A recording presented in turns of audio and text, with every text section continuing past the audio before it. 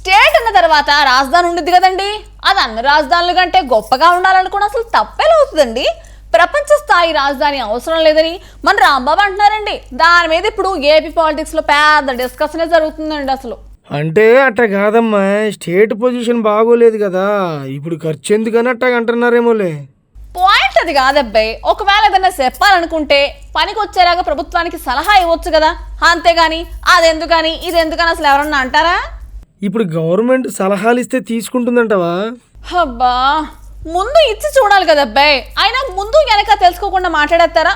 మాకు అసెంబ్లీ పెడితే స్పీకర్ కుర్చీలో కూర్చోబెడతారా అని అసలు విషయం తెలుసుకోకుండా అన్నారు కదా. ఇది అంతేలే.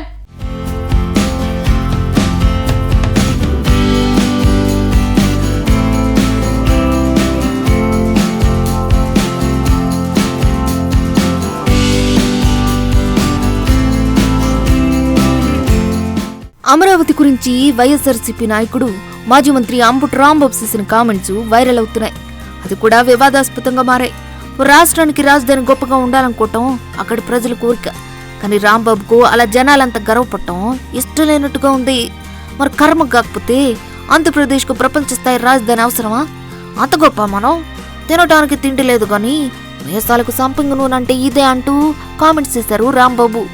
ఈ వ్యాఖ్యలు ఇప్పుడు వివాదాన్ని రేపుతున్నాయి. వైఎస్ఆర్సీపీ మొదటి నుంచి అమరావతిని వ్యతిరేకిస్తూనే ఉంది. అక్కడ రాజధాని నిర్మాణం సరికాదు అంటుంది.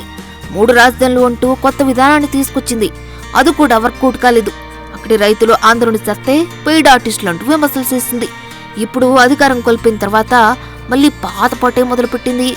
అందులో భాగంగానే అంబటి రాంబాబు అమరావతి గురించి కామెంట్స్ చేశారు. దీనిపైన విమర్శలు వినిపిస్తున్నాయి. ఒక రాష్ట్ర రాజధాని గొప్పగా ఉండాలని ప్రజలు అనుకోవటం తప్పు కాదు కదూ. అన్ని రాష్ట్రాలకు అద్భుతమైన రాజధానులు ఉన్నాయి.